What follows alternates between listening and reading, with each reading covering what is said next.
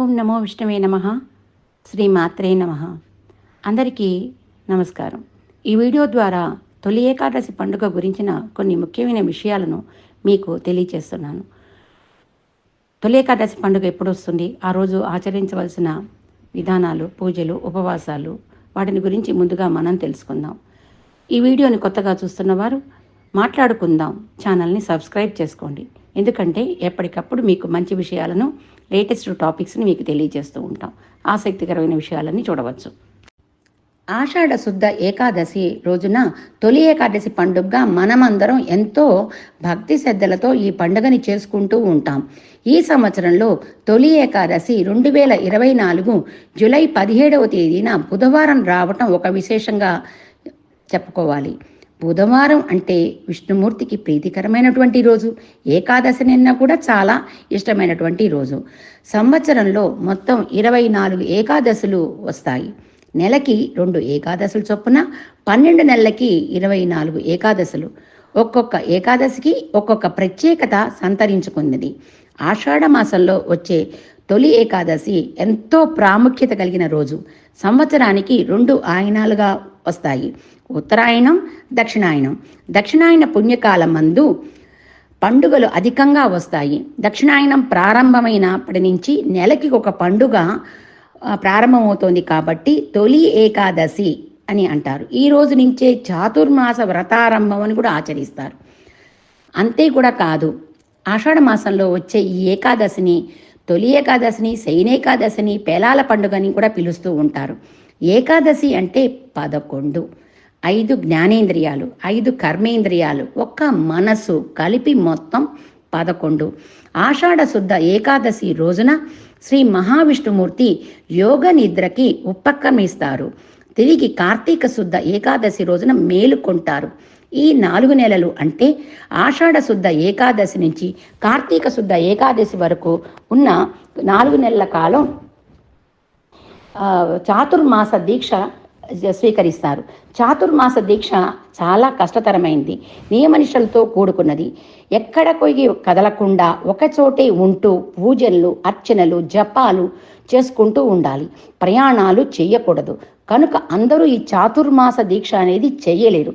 అందరూ చేయగలిగింది ఉపవాసం, చేయవలసింది కూడా ఉపవాసమే. ఆ రోజున అసలు ఏం చేయాలి?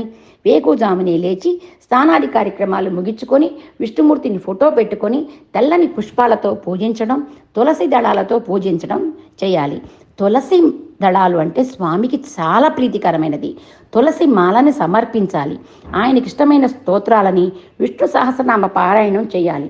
దేవాలయానికి వెళ్ళాలి. గోశాలకు వెళ్ళి గోవుని పూజించడం. గోవులో సమస్త దేవతలు కొలువై ఉన్నారు కాబట్టి తప్పక గోవుని ఆ రోజు పూజ చేయాలి. బ్రహ్మచర్యం పాటించాలి. రాత్రికి జాగారం చేస్తే చాలా మంచిది.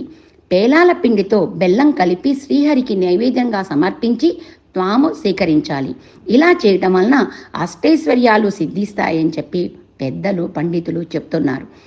ఇక ఏకాదశి వ్రతం అంటే ఏమిటి? దశమి రోజున రాత్రి నిరాహారులై అంటే అన్నం భుజించకుండా మరుసటి రోజైన ఏకాదశి రోజున పూర్తిగా ఉపవాసం నిష్టతో చేయాలి. పండ్లు, పాలు తీసుకోవచ్చు. మరుసటి రోజు ద్వాదశి రోజున ద్వాదశి గడియలు ఉండగానే ఒక బ్రాహ్మణుడికి భోజనం పెట్టి దక్షిణ తాంబూలం ఇచ్చి సత్కరించాలి. ద్వాదశి పారాయణ చేయాలి. ద్వాదశి రోజు రాత్రి కూడా ఆహారం తీసుకోకూడదు. ఆ విధంగా చేస్తే ఏకాదశి వ్రత ఫలితం తప్పక లభిస్తుంది. ఇలా ఎవరైతే చేస్తారో వారి సమస్తమైనటువంటి సమస్యలు తొలగిపోయి సమస్త కోరికలు నెరవేరుతాయి. అంతే కూడా కాకుండా మరణానంతరం వైకుంఠ ప్రాప్తి కలుగుతుందని పద్మపురాణంలో చెప్పబడి ఉన్నది. ఏకాదశి రోజున కొన్ని పనులైతే చేయకూడదు అని చెప్పి పండితులు, పెద్దలు చెప్తున్నారు. తలంటి స్నానం, తలకి నూనె రాసుకోవటం అనేది ఏకాదశి నాడే కాదు, ద్వాదశి నాడు కూడా అస్సలు చేయకూడదు. ఏకాదశికి ముందు రోజైన దశమి రోజే తలంటి స్నానం చేసేసుకోవాలి. ఇక వండిన పదార్థాలు తినకూడదు.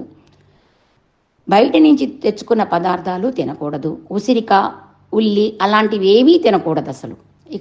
ఇక మంచంపై పరుండటం అనేది చేయకూడదు.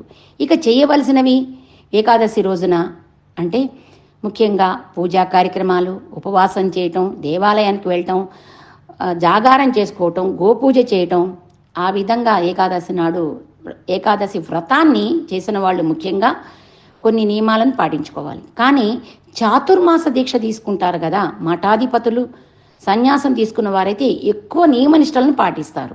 కానీ మామూలుగా ఏకాదశి నాడు ఉపవాసం చేసి కొన్ని నియమాలని పాటించుకుంటూ పూజా కార్యక్రమాలు చేసుకుంటూ ముందుకు సాగచ్చు.